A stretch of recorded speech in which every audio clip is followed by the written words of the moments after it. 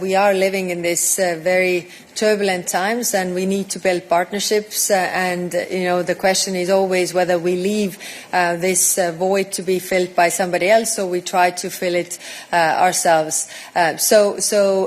Deepening the ties also with India in order to really not push them to the Russia's corner was the agreement by the college.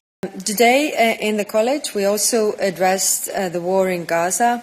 Israeli government's push into Gaza City is a new escalation of the war and will further deepen the humanitarian crisis. Today I presented a robust package of sanctions of Hamas terrorists, extremist ministers in the Israeli government, and violent settlers and entities supporting the impunity going on in the West Bank.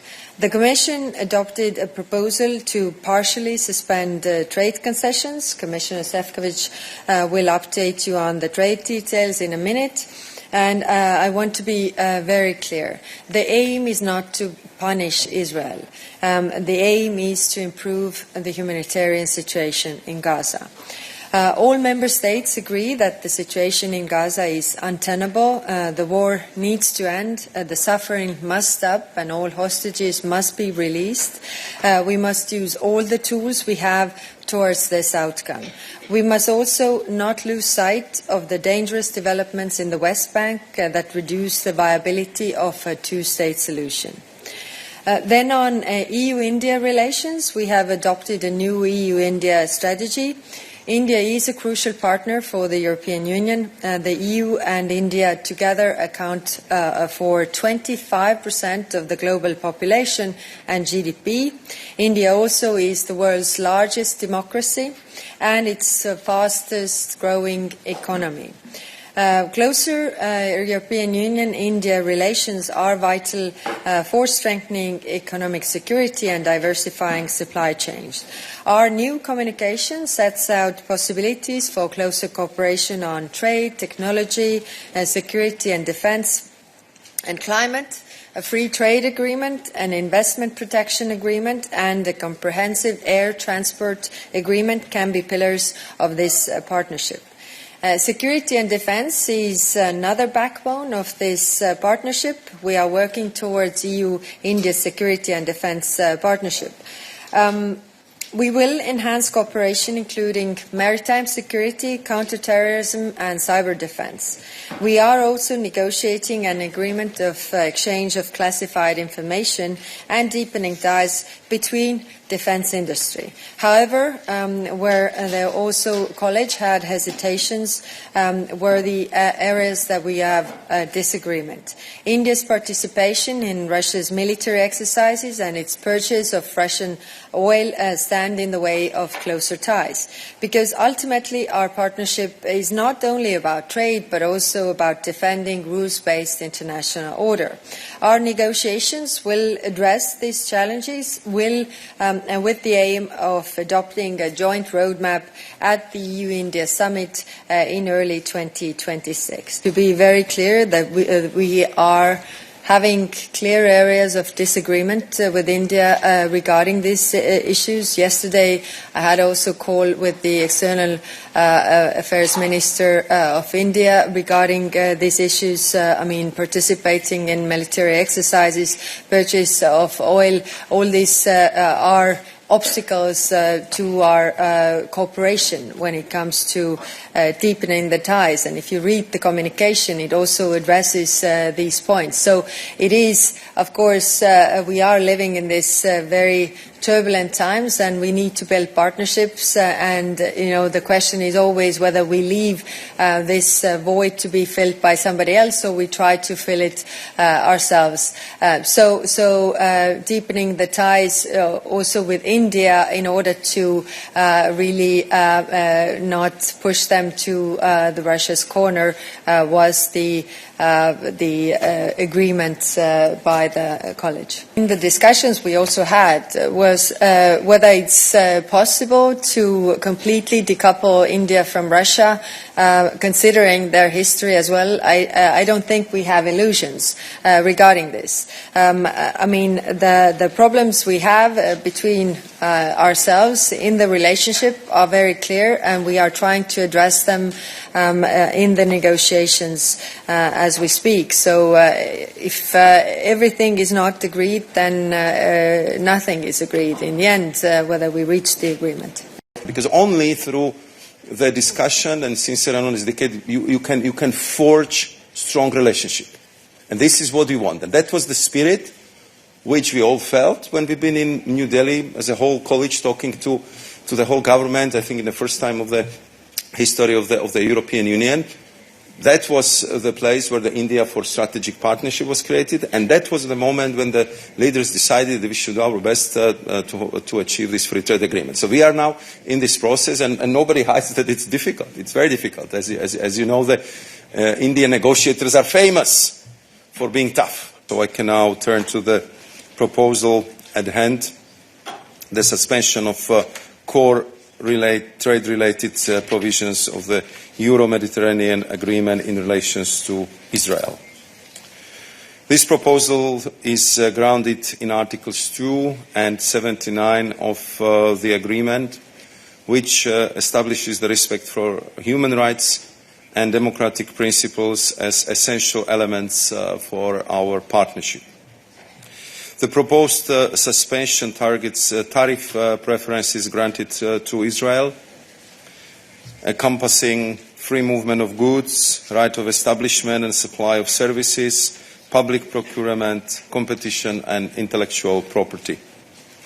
In practice, this means that imports from Israel to the EU will lose their preferential access to the EU market, and that these goods will be charged duties at the level applied to any other third countries with whom the EU has no free trade agreement. We regret having to take this step. However, we believe it is both appropriate and proportionate given the ongoing humanitarian crisis in Gaza. The Council will decide on this measure by qualified majority, while the European Parliament will be duly informed. And therefore, we believe that now is the time that we must work together to end also the humanitarian crisis in Gaza. This means unrestrained access for humanitarian aid, the immediate release of all hostages held by Hamas, and an urgent ceasefire to stop the bloodshed. Ultimately, Israel needs real security, and the Palestinian people need real dignity. As Commission, we continue to advocate for a two-state solution, one based on a secure Israel and a viable Palestinian Authority. So we are doing it with words, but also with targeted actions. Today, we are putting bilateral support to the Israeli government on hold. I'm talking about bilateral support. This is an important signal and the continuation of our policy of advocating for peace. In particular, 14 million euro of already allocated funds in the period from 2020 to 2024, and out of this amount, 4.3 million euro have been contracted, while 9.4 million remain uncontracted. Until further notice, we will not proceed with the joint identification of new actions on the signatures of the contracts. Concrete actions again. To do our part in sustaining the two-state solution and making it possible, we continue supporting the Palestinian Authority and their reform process. We will provide, as already announced, 1.6 billion over the next 2 years under our multi-annual comprehensive support program to the Palestinian Authority. The European Union is the biggest donor and supporter toward the reformed and efficient Palestinian Authority. In this moment of great need, we are enhancing our engagement with the Palestinians. As our President von der Leyen announced, we will establish a Palestinian or Palestine donor group with the first meeting still this year. Our aim is twofold: support Palestinian institutions financially via donations of like-minded international donors, Arab states, international and regional organizations, and international financing institutions.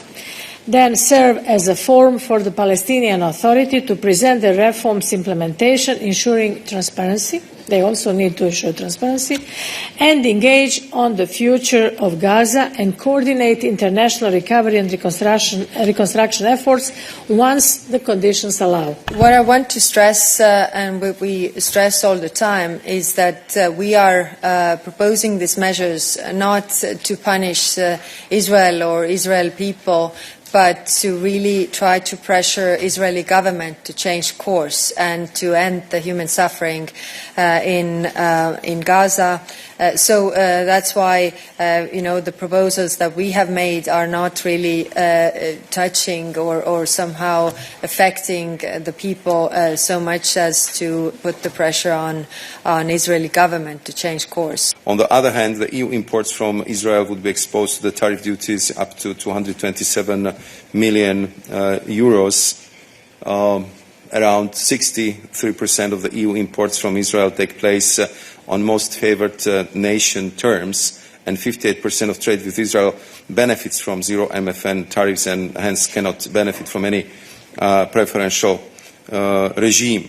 So less than 37% of EU imports from Israel are imported under this preferential regime, which is affected by this decision. If you ask me which sectors would be the most exposed, so from the EU side, this would include machinery, aircraft-related goods, medical devices, and pharmaceutical products.